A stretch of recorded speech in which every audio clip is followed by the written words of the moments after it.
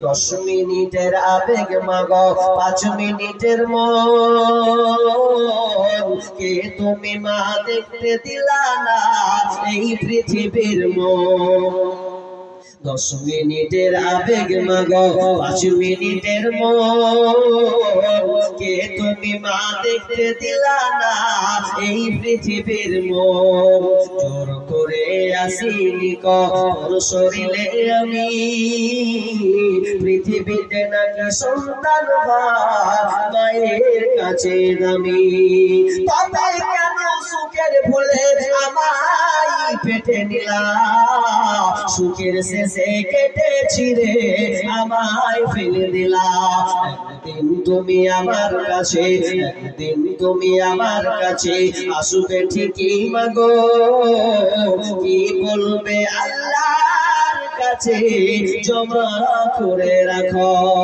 আমি তো বেঁচে গেছি আমি তো বেঁচে গেছি বেঁচে গেল মা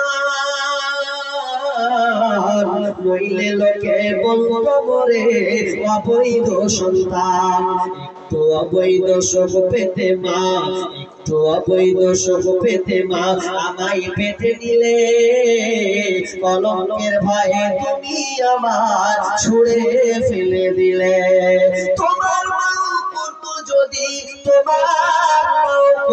যদি তোমার সাথে এমন বুঝতে মাগো সেদিন তুমি মৃত্যুর যন্ত্রণা কেমন আজকে মা বোনেরা নিজের মান সম্মান বাঁচানোর জন্য ছোট ছোট কচি বাচ্চাগুলোকে তারা নষ্ট করছে কেন তো প্রেমিকের ছাকা খেয়েছে আর আপনার কিনা তার যৌবনকে সে নষ্ট করে দিয়েছে এই জন্য বলি বল তুমি ভালো হয়ে যাও কেমন কেমন আপনার কিনা ওই খালাতো ভাই আল্লাহর কাছে তুলে ধরছেন তিন বন্ধুর মধ্যে দুই দ্বিতীয় নম্বর বন্ধু বলছে আল্লাহ আমার খালাতো বোনকে আমার খুব চাহিদা ছিল আমার খালাতো বোন রাজি হলো না আমি চেষ্টা করতেই থাকলাম একদিন এমন একটা সময় এলো দুর্ভিক্ষর সময় খাবারের অভাব চলছে খাবার নাই সেই আপনার আমার খালাতো বোন সুন্দরী মহিলা সে আমার কাছে এসে বলছে ভাই রে তোর কাছে আমি কিছু খাবার চাই তুই কি আমাকে খাবার দিয়ে সাহায্য করবে তুই কি আমাকে কিছু টাকা দিয়ে সাহায্য করবে এবার ওই খালাতো বোন বলছে কাকাতো ভাই বলছে না না আমি তোকে সাহায্য করব কিন্তু আমার শর্ত হচ্ছে এটাই তুই যদি আমার সঙ্গে মিলন করতে পারিস তোর দেহটা যদি আমাকে একবার দিস ভোগ করতে তাহলে আমি তোকে আর কোনো টাকা দিতে হবে না এটা বিনিময়ে তোকে মাফ করে দিলাম বোন বলছে না না রে ভাই এটা অন্যায় কখনো হতে পারে না কিন্তু বোন কোনো রাস্তা না পেয়ে কোনো আপনার কিনার পথ না পেয়ে শেষে খালাতো ভাইকে বলছে ভাই রে ঠিক আছে আমি রাজি হয়ে গেলাম এবার খালাতো ভাই কি খুশি কি আনন্দে আছে বোন আমার রাজি হয়েছে আমার অনেক দিনের তামান্না পূরণ হবে বোন আমার নির্জনে আসবে একটা ঘরে নির্জন ঝোপে যারা গেল কেউ নাই তারা দুজনে আপনার কিনা এমন গভীর ভিতরে চলে গেছে এমন ভিতরে চলে গেছে দুইজনের শরীরে কোনো কাপড় নাই এ উলঙ্গ কেমন উলঙ্গ হয়েছে একজন নিচে একজন উপরে উদাহরণ টানেন সবাই আছে ছোট বড় সবাই আছে বলে উদাহরণটা দিচ্ছি বুঝলেন একটা ইট আছে ইটের উপরে আপনার কিনা মশলা ইট চাপলো ইটের উপরে আবার মশলা তাই আবার ইট চাপানো হয় তো এইরকম তারা ভাই বোন দুজনেই মিলিত হয়ে গেছে পরনে কারো কাপড় নাই তারা আপনার কিনা আনন্দের মধ্যে যাবে এমন সময় বোন কেঁদে ফেললো ইত্তাকিল্লাহ ভাইরে আল্লাহকে ভয় করো এখনো তুমি কুকর্মে লিপ্ত হও রে এখনো তুমি আল্লাহকে ভয় করো যখন সঙ্গে সঙ্গে বলা বারবার যখন বলেছি আল্লাহকে ভয় করো আমার ভিতরে একটা ধাক্কা দিয়েছে আর ধাক্কা দিয়ে আমি ওখান থেকে সরে গেলাম আর যেমনই সরে গেলাম তো আমার ভিতরে আল্লাহ সঞ্চার তৈরি হলো ভয় ভীতি শুরু হলো আর ওখান থেকে আমি তওবা করে নিলাম আমি ভালো পথের দিকে চলে এলাম আল্লাহকে বলছে মাবুদ রে এটা কোনো মানুষের পাওয়ার নয় একমাত্র তোমার ভয় আমি তোমাকে ভয় করেছি আল্লাহ এই কুকর্ম আমি ত্যাগ করেছি ওদের মাবুদ রে যদি আমার এই ভালো কাজ হয় তাহলে এই ভালো কাজের বিনিময়ে তুমি আমার উপরে যে পাথরটা আছে পাথরটাকে তুমি সরিয়ে দাও যেমনই বলা সঙ্গে সঙ্গে আল্লাহ সুবহানাহু ওয়া তাআলা দুই ভাগ পাথর সরিয়ে দিলেন আর এক ভাগ থেকে গেল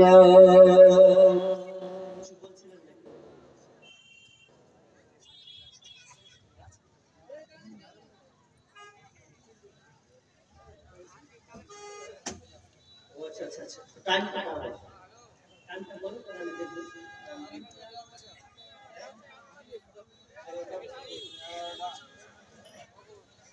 10:55।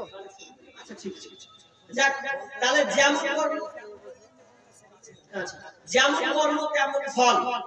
দেখেন আমার পরবর্তী বক্তা মুমতাজুল ভাই তিনি আছেন, তো আমি দেখলাম শুয়ে আছেন তিনি, ইনশাআল্লাহ আমার পরে করে দিয়ে দিবেন।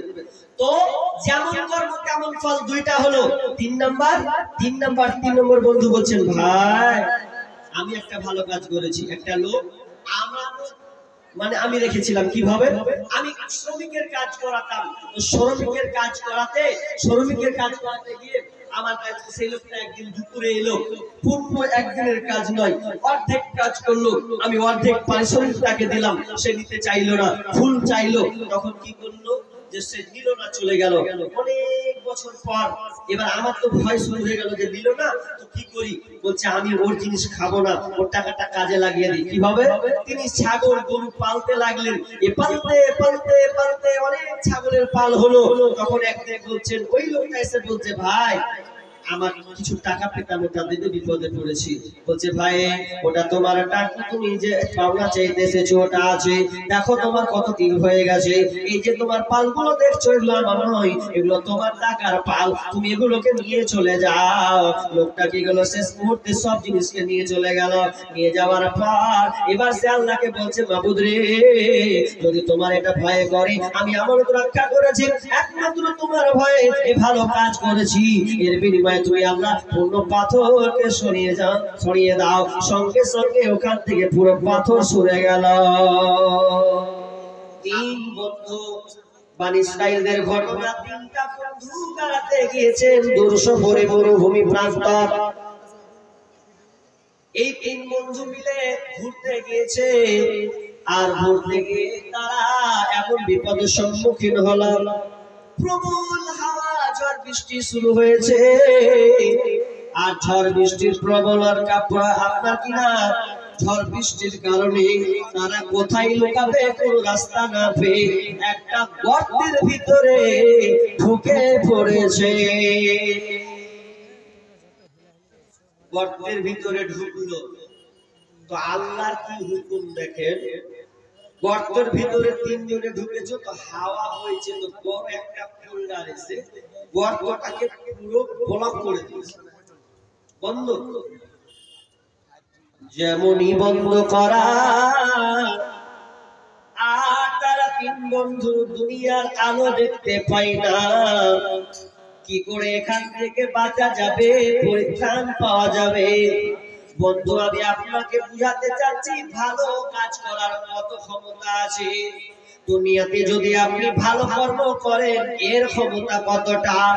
তারা 3 বন্ধু গর্তে বিপদের সম্মুখীন রয়েছে, গর্তের মধ্যে আপনার কিনা বড় পোল্টা ঢাকা পড়েছে। এবার তারা মহা মুশকিলে পড়েছে, এখানে কোনো মানুষের যাতায়াত নাই, কোনো আপনার কিনা যোগাযোগের ব্যবস্থা নাই, আপনার কিনা বর্তমানের সময় ফোন করবে এমনটা নয় যে আমি বিপদে পড়েছি ওই জায়গাতে, এরকম কোনো ব্যবস্থা ছিল না। এবার তারা করলো কি, 3 জন বন্ধুতে বলছে ভাই রে কি এমন আমরা ভালো কাজ করেছি কিনা, আর তোমাদের বাঁচার কায়দা নাই, যদি আমরা ভালো কর্ম করি ভালো নেকি করে থাকি তাহলে ওগুলোর বিনিময়ে আল্লাহর কাছে পানা চাইতে হবে এবং এই গর্ত থেকে উদ্ধার হতে হবে। একজন বলছে হারে কি করেছি, আমি জীবনে একটা ভালো কাজ করেছি, ওই কাজটা আমি আল্লাহকে শেয়ার করি। এবার লোকটা ওই প্রথম বন্ধু আল্লাহকে তুলে ধরলেন, মাবুদ রে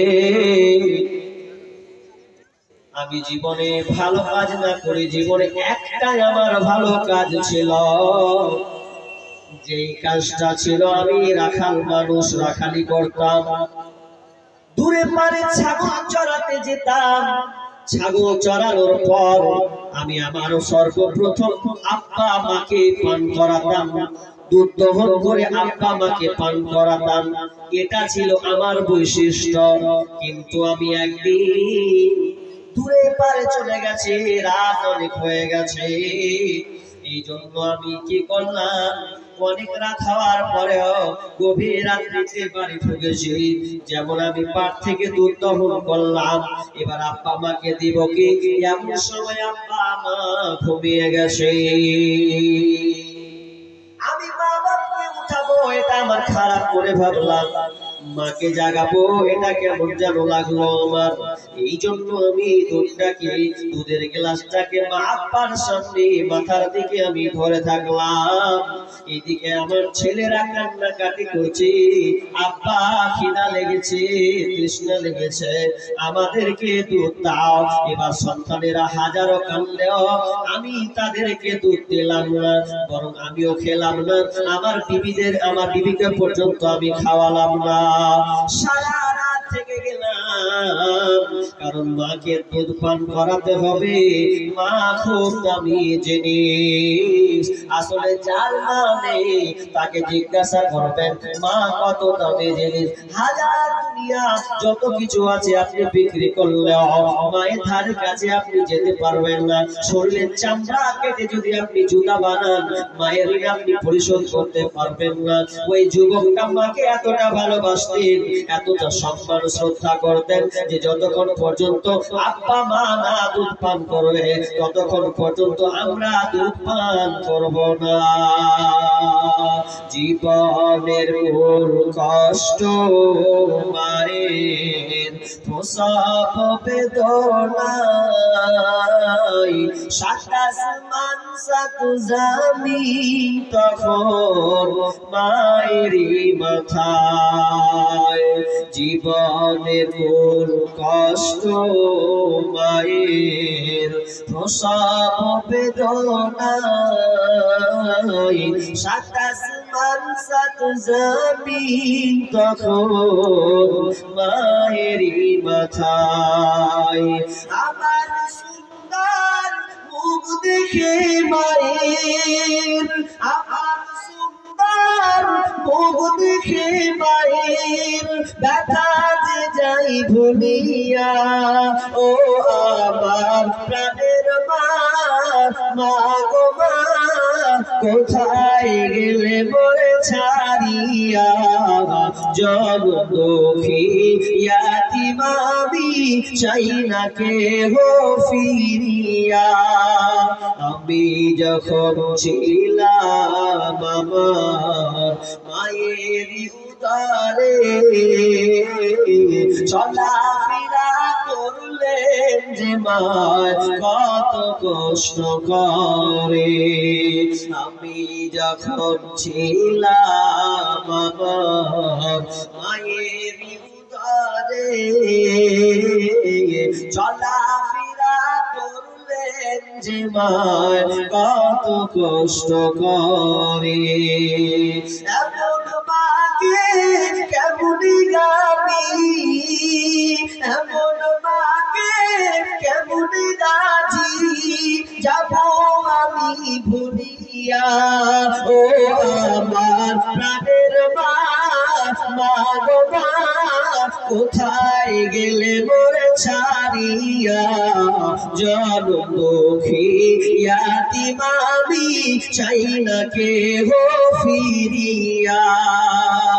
দুঃখে কষ্টে মায়ের জীবন আমাকে নিয়া, শোধ করিতে পারিব না রে জীবনটা দিয়া। দুঃখে কষ্টে মায়ের জীবন আমাকে নিয়া, শোধ করিতে পারিব না রে জীবনটা দিয়া। ঘুমের মাঝে মাকে দেখে, ঘুমের মাঝে মাকে দেখে, খেতে কয় বুক ভাসাইয়া।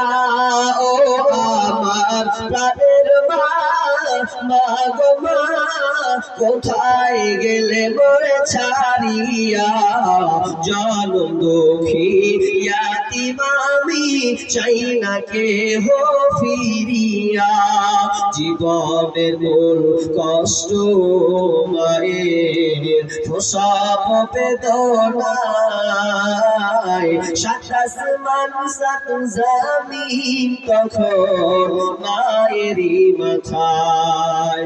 বাপ মা খুব দামি জিনিস। বিশ্বনবী বলছেন তোমার বাপ মা হচ্ছে জান্নাত এবং জাহান্নাম। ক্বালা জান্নাতুকা ওয়া নারুকা, তোমার মা জান্নাত এবং জাহান্নাম। তার মানে যদি তোমার বাপ মায়ের খিদমত তুমি ভালোভাবে করতে পারো, মা বাপকে আনন্দ দিয়ে যাও, তাহলে তোমার জন্য জান্নাত আসে।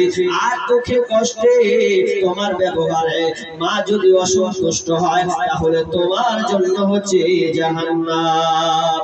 এই জন্য সেই যুবক মাকে সবসময় ভালোবাসতেন, শ্রদ্ধা করতেন, এমনকি দুধ পান না করালে কেউ তারা দুধ পান করতো না। এবার যখনই আযান হলো আসসালাতু খায়রুম মিনান নাওম, তার মানে আযান সকাল হলো, ডাক পড়লো আল্লাহ। এবার ঘুমটা ভেঙে গেল। বাপ মা এবার জেগেছে, বলছে বেটা রে তুই এখনো দুধটা নিয়ে দাঁড়িয়ে আছিস। বলছে মা আমি আপনার জন্য কখন থেকে দুধটা দাঁড়িয়ে আছি, আমি তোমাকে পান করাবার জন্য। মা জাগলো, মাকে দুধ পান করালো, আব্বাকে দুধ পান করালো। এরপরে তারা নিজের সন্তান দিলে করালো, তারপরে তারা নিজেরা পান করলো। আমার আল্লাহকে বলছেন মাবুদ রে এই কাজটা শুধু তোমাকে ভয় করে করেছি, আর কাউকে নয়। মাবুদ দয়া করে তুমি আমাদের মাথা থেকে পাথরটাকে সরিয়ে দাও। যেমনই বললো ভালো কাজ, এই ভালো কাজ মায়ের খিদমত করা আল্লাহর কাছে চাইলে সঙ্গে সঙ্গে একবার করে গেল। যেমন সুন্দর সূর্যের আলো পড়লো, কিরণ এলো, কিন্তু বের হওয়া যে যাবে না। এক ভাগ সরেছে। এবার প্রথম বন্ধু বলছে আরে ভাই তোরা কি ভালো কাজ করিস নি, চা আল্লাহর কাছে বিনিময় চা। কি ভালো কাজ? দ্বিতীয় বন্ধু বলছে ভাই আমিও জীবনে একটা ভালো কাজ করেছি, আমার কাজ ছিল কুকর্ম, খারাপ কাজ করা। এই খারাপ কাজ করা আমার খুব অভ্যাস ছিল, কিন্তু আমি খারাপ কাজ থেকে ছেড়ে দিয়েছি। কিভাবে সেটা হয়েছে? লোকটি বন্ধু বলছে আমি এত খারাপ ছিলাম, মেয়েদের প্রতি আমি এতটা আকৃষ্ট ছিলাম। আমার একটা খালাতো বোন ছিল, ওই খালাতো বোনটা দেখতে এত সুন্দরী ছিল, এত অপূর্ব তার চেহারা। আমি তার চেহারা দেখে আমি পাগল হয়ে গিয়েছিলাম। আমি তাকে প্রস্তাব দিলাম, প্রেমের প্রস্তাব। ও বোন রে তুই আমার সঙ্গে কি আমার মনের বাসনাটা কি তুই মেটাতে পারবি না? তোর সঙ্গে আমার গোপনে কিছু কথা হবে, তোর সঙ্গে আমার আদান প্রদান হবে, মিলন হবে, তোর শরীরটা কি আমাকে দিবি কিনা বল। এবার খালাতো বোন বলছে ভাই রে খবরদার নোংরা কথা বলো না, এটা আমি তোমার সঙ্গে এই অন্যায় কাজ করতে পারি না, বরং আমি আল্লাহকে ভয় করি। এটা আমার স্বামীর জন্য আমি হেফাজতে রেখেছি, একমাত্র আমার স্বামীর অধিকার। আমি জেনা ব্যভিচারে লিপ্ত হতে চাই না। খালাতো ভাই বলছে কবে পাবো, কবে পাবো, কি করে ফুসলাবো ওকে? এখন ফুসলাবেও, ফুসলে ওর সঙ্গে শারীরিক সম্পর্ক করবে, কোনো পথ খুঁজে পাই না। আমাদের এই গোলাপান যেমন ফুসলাছে, হবে মেয়ের মাল খুব ভালো, নাম্বারটা দিবি, যা তোকে হোটেলে বিরিয়ানি খেয়ে দিলে নাম্বারটা জোর করে দে। কত যে ওর সুরসুরে উঠেছে, একটা নাম্বার লিবে যে ওকে পাঠাবে। নাম্বার যতক্ষণ পর্যন্ত না লিবে আকাশ পর্যন্ত আর শান্তি নেই যে নাম্বারটা লিব, তার কথা আছে, মাথায় খারাপ। এবার নাম্বারটা কি করে লিব? তো বুঝি যে নাম্বার কি করে লিবি, তো ওর একটা খালা তো বহিনা হে বুঝলি, ওর সঙ্গে আমার সম্পর্ক আছে, ওয়াকিতে কাটবি। তো ওর সঙ্গে লিঙ্ক লাগিয়ে বলছে হ্যাঁ তোর একটা বান্ধবী হয়, শিউটি তো কে হয়, বান্ধবী তোমার নাম কাছে আছে, দিবি, নিয়ে নিল। আবার নিয়ে ও আবার রাতে কল করবে, এখন একদিন গেল, 2 দিন গেল, 3 দিন করতে করতে করতে ঠিক লেগে যাচ্ছে। আল্লাহকে বলে আর ভয় নেই, যে লাগলো তো লাগলো, সম্পর্ক সৃষ্টি হয়ে গেল। আর বাপ মায়ের খেয়াল নাই যে বাপ মা ছেলেরা যে কি করছে, আওয়ারা জিন্দেগি করছে না প্রকৃত পড়াশোনা করছে, এ খোঁজ কিন্তু আর নেই। হালাত খুব খারাপ। হাজি আজকালকার কলেজের পড়াশোনা আর আপনাদের এইদিকে কি এটা উত্তর দিনাজপুর ডিস্ট্রিক্ট করছে, আপনাদের দিনাজপুর নাকি? আপনাদের যে মনে হয় কলেজে ভালো পড়াশোনা হয় নাকি? আমাদের মুর্শিদাবাদের পড়াশোনা নয়, নিজের ইচ্ছা মতন শিক্ষকের সামনে মোবাইল ঘাটছে গো। কোন কলেজে তার নাকি বলে দামি বলে কলেজের নাম বলে খুব হাই কোয়ালিটি, মাদ্রাসার ধারে কাছে যেতে পারবি না। আর কলেজ নিয়ে প্রেম প্রীতি হচ্ছে, তো আমার মনে যে একটা গাদা বলে দেখি না কি হয়। তখন বললাম আমি, মেয়েদের সমান অধিকার, মেয়েরা করে হাট বাজার, দেখাই ফ্যাশন ও ভাইয়া তাদের দেখাই কি বদকার। মেয়েদের সমান অধিকার, মেয়েদের সমান অধিকার, মেয়েরা করে হাট বাজার, দেখাই ফ্যাশন ও ভাইয়া তাদের দেখাই কি সুন্দর। মেয়েদের সমান অধিকার, বরখাটা পরে তারা প্রথাটা মানিয়া, নতুন যুগের ট্যাডি ফ্যাশন করে জোর করিয়া। বরখাটা পরে তারা প্রথাটা মানিয়া, নতুন যুগের ট্যাডি ফ্যাশন করে জোর করিয়া।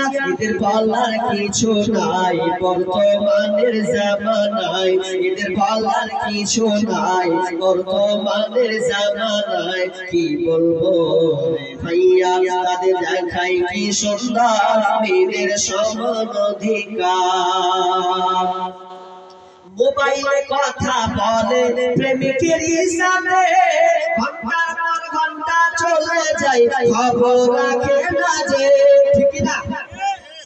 প্রেমিকের মোবাইলে কথা বলে প্রেমিকের সাথে, ঘন্টার পর ঘন্টা চলে যায়, খবর রাখে না যে। এদের মা বাবার খবর নাই, এসব কি করতেছে ভাই? এদের মা বাবার খবর নাই, এসব কি করতেছে ভাই? কি বলবো ভাইয়া তাদের দেখাই কি বদকার, মেয়েদের সমান অধিকার। কলেজে যাইবো তারা লিখা পড়ার নামে, লিখা পড়া ছেড়ে তারা প্রেমের আলাপ করে, ওরা প্রেমের আলাপ করে। কলেজেতে যাইবো তারা লিখা পড়ার নামে, লিখা পড়া ছেড়ে তারা প্রেমের আলাপ করে, ওরা প্রেমের আলাপ করে।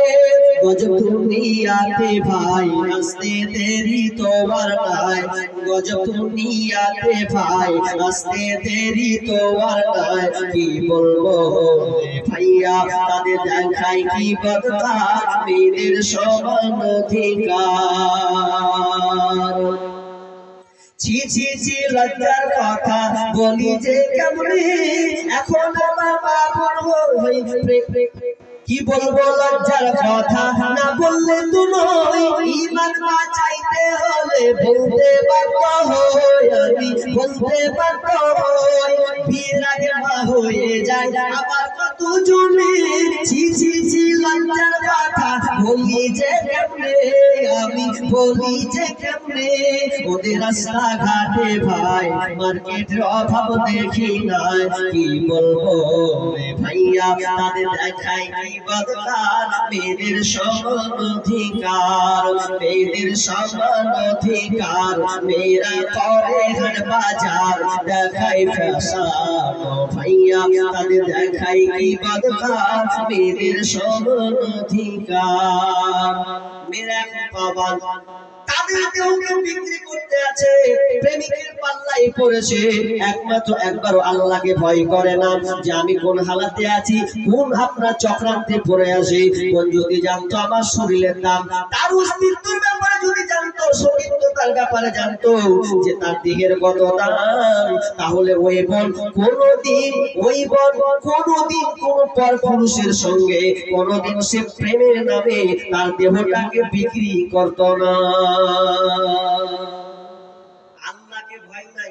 বর্তমান মেয়েরা বেশিরভাগ দেখেন, একজন রাইটার একজন লিখেছেন কি জানেন, কত দুঃখের সাথে কথাটা লিখেছে, বলছে এখন 100% মহিলাকে যদি চয়ন করা হয়, নির্বাচন করা হয়, যে মেয়েটা একেবারে নিখুঁত, তো 100% এর মধ্যে যদি হয় তাহলে 4% থেকে 6% ভালো আসবে, বাকি সব জোড়া জোড়া আছে।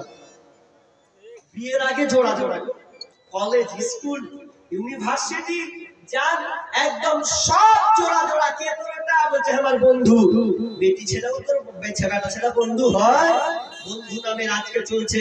এবার পার্কগুলোকে আপনি যাবেন, এতগুলো পরকীয়া আজকে আপনার জেনা, আর যারা বিবাহিত ছেলে ওদের তো পরকীয়া শেষ নাই, ওরা 180 গতি বেগে পরকীয়া করে, 180 গতি বেগে এতটা পরকীয়া তারা করে। আর মেয়েরা ছেলেরা আজকে বিয়ের আগে তার ইজ্জতকে নষ্ট করে। মেয়েরা ভাবছে আহা ভালো প্রেমিক পেয়েছি, একদম খুব ভালো পেয়েছে, যখন সাড়া বাড়া করে দিবে না সেদিন কেউ বুঝবে যে আমাকে সাড়া বাড়া করে দিবে।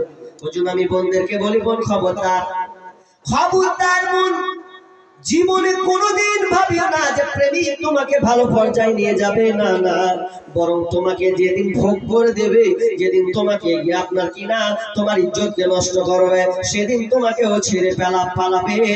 কারণ তোমাকে বারবার একটা কথা বলে, মেয়ে তুমি কি শুনে লাও, বিশ্বনবী বলছেন আলমারাত আওরাতুন, মেয়ে হচ্ছে ঢেকে রাখার বস্তু, ওকে ঢেকে রাখতে হয়, মেয়েরা হচ্ছে ঢেকে রাখার বস্তু। কিন্তু আজকাল মা বোনরা ওপেন করে দুনিয়ায় চলছে, আর তারা তাদের জীবনকে নষ্ট করছে। এই জন্য আমি বারবার বলে, মা বোন জীবনে কোনোদিন সালপাত হয় না, আপনার কিনা কাগজের পাতা হয় না, যদি হয় কাঁসার থালা হয়, কাঁসার থালা, পিতলের থালা হয়, তার আগে তুমি কোনোদিন কাগজের পাতা হয় না। যদি তুমি মনে করো প্রেমিকের পাল্লায় পড়বো, জীবনটাকে চালাবো, তাহলে তোমাকে ও কাগজের মতন ব্যবহার করবে, কাগজের পাতার মতন ব্যবহার করবে। যেদিন ও খেয়ে নেবে, দেখবেন মানুষ যখন কাগজের পাতে খায়, কাগজের পাতে খেলে কি ওটা বাড়ি নিয়ে যায়, নিয়ে যায় জি, নিয়ে যায় না। এখন দেখেন কাগজের পাতে খাওয়াচ্ছে, কেউ নিয়ে যাচ্ছে, ফেলে দেবে। যদি কাঁসার থালি ভাই বন্ধুরে, ওটাকে ফেলা হবে না, আবার নিজে আগলে রেখে দেওয়া হবে। বন্ধুরে খবরদার, তোমার আব্বুকে তুমি পর পুরুষের কাছে বিক্রি করে দিও না। বর্তমানে এখন দেখা যায়, বর্তমানে মা বোনেরা আজকে বিয়ের আগে প্রেগনেন্ট হচ্ছে কি হচ্ছে না, অনেকে প্রেগনেন্ট হচ্ছে লজ্জার ভয়ে, আর সমাজে মুখ দেখাতে পারে না। প্রেমের ছোঁয়া লেগেছে ওকে, ওই জন্য আর লজ্জায় মুখ দেখায় না। মা যখন জানতে পারছে, আরে তোর পেট ফুলা ফুলা কেন রে, কি হয়েছে তোর, তখন বলছে মাগে উমুকের বেটার সঙ্গে আমি 4 বছর ছিনু গে মা, ওই লেগে আমার হালাত খারাপ। বলছে কার বেটা রে, না তো উমুকের বেটা উমুক। এবার বললে কি করবি, উমুকের বেটা তো পয়সাওয়ালা, মাস্তানের বেটা মাস্তান, একবার লম্পটের বেটা লম্পট, তার সঙ্গে তুই ফেসে গেছিস। যদি যাই তো একদম একটা আছাড় খেয়ে পড়ে যাবো, পারবো না তো কি করতে হবে, ফেল এখন বাচ্চাকে মেরে ফেল, কি করবি, ওরা মুখ দেখাবে। কত মেয়ে আছে না প্রেমিককে না পেয়ে, আসলে এটা প্রেমিক নয়, এটা শয়তানি খেলামুর জায়গা, এটা আপনার কিনামান সম্মানের আপনার হানি হওয়া ছাড়া আর কিছু নয়। কত মেয়েকে দেখলাম আমাদের মুর্শিদাবাদের জঙ্গিপুর ব্রিজে, কত মেয়ে যে পড়লো, জান দিল, কেন কেন, কত মেয়ে যে বিষ পান করলো, কত মেয়ে যে অ্যাক্সিডেন্ট হলো। তো মূল কারণটা কি, প্রেমিক তাকে ধোঁকা দিয়েছে, এই জন্য সে নিজের জীবনটাকে বিলি করে দিয়েছে।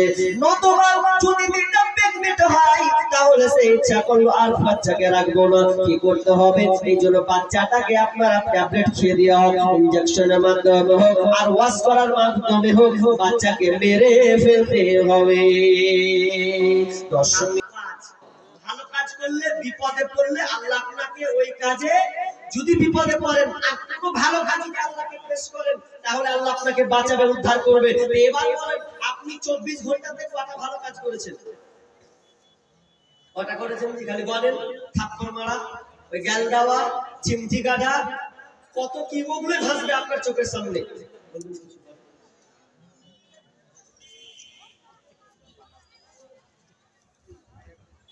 আসসালামু আলাইকুম।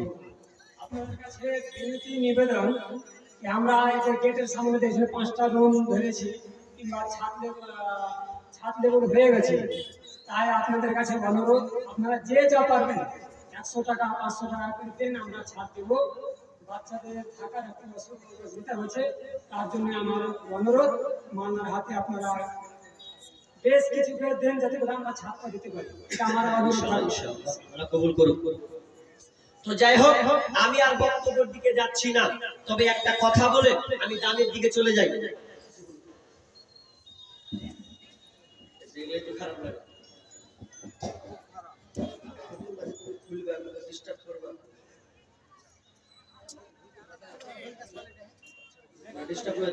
আরেকজন ভাই দিয়েছেন 200 টাকা।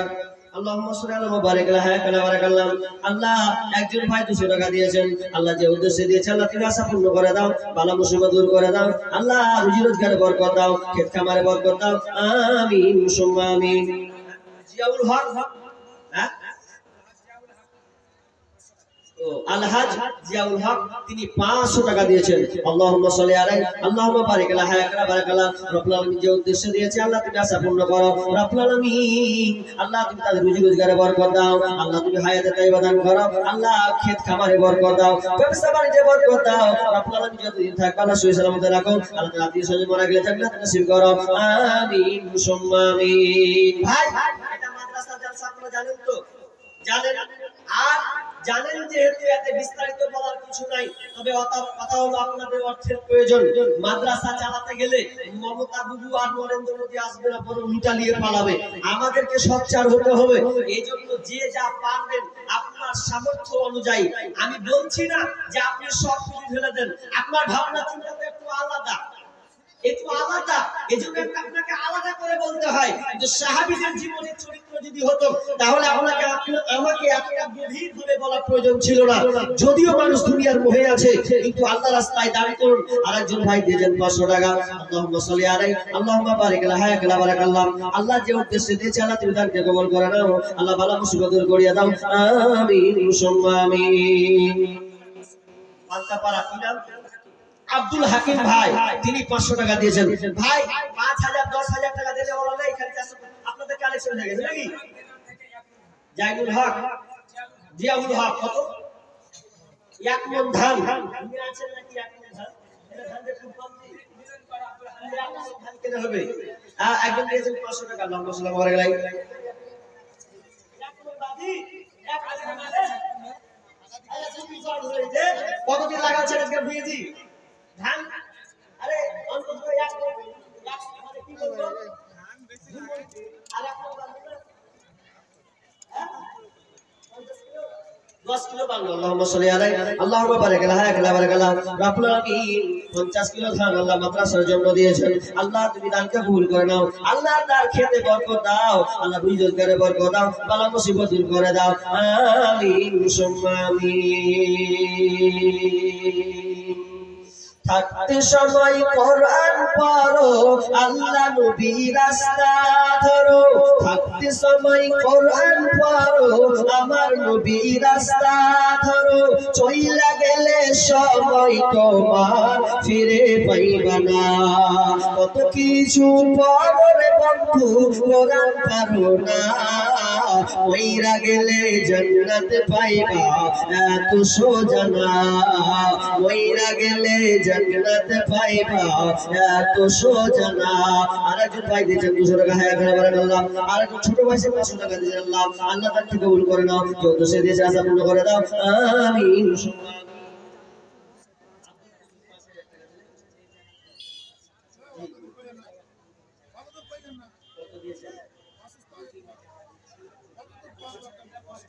আব্দুল কুদ্দুস, তিনি 2 বিঘা জমি মাদ্রাসায় তিনি দিয়েছেন, আর 5000 টাকা হাতে নগদ দিয়েছেন। অসুস্থ আছেন, রব্বুল আলামিন আল্লাহ তুমি বড় ডাক্তার, ডাক্তার বড় সার্জনের সার্জন, রব্বুল আলামিন জানি না কি রোগ কি মুসিবত, আল্লাহ কি রোগে আছে, আল্লাহ তুমি বড় ডাক্তার, ডাক্তার বড় সার্জনের সার্জন, রব্বুল আলামিন আল্লাহ তুমি দাদাকে আল্লাহ তুমি ক্ষমা, আল্লাহ কিন্তু তার আরো রোগকে তুমি আরো শিফা দান করো। আজ হিবিল বাস রব্বানা সুবহানাল্লাহ সাবিলা সিফা ইল্লা সিফা ওয়া সিফা লা ইবাদুর সাগামা, রব্বুল আলামিন আল্লাহ তুমি তার সুস্থতা দান করো, সুইসালামতে রাখিও, আল্লাহ তার পরিবারে বরকত দান করিও, রোজগারে বরকত দান করিও, সন্তানদেরকে আপনার হেফাজতে রাখিও, রব্বুল আলামিন যতদিন থাকবে আল্লাহ তুমি জীবনের সহিত রাখিও, যেদিন মারা যাবে কালেমা তাইয়্যিবা দান করিন বলা তৌফিক দিও, আমিন সুম্মা আমিন।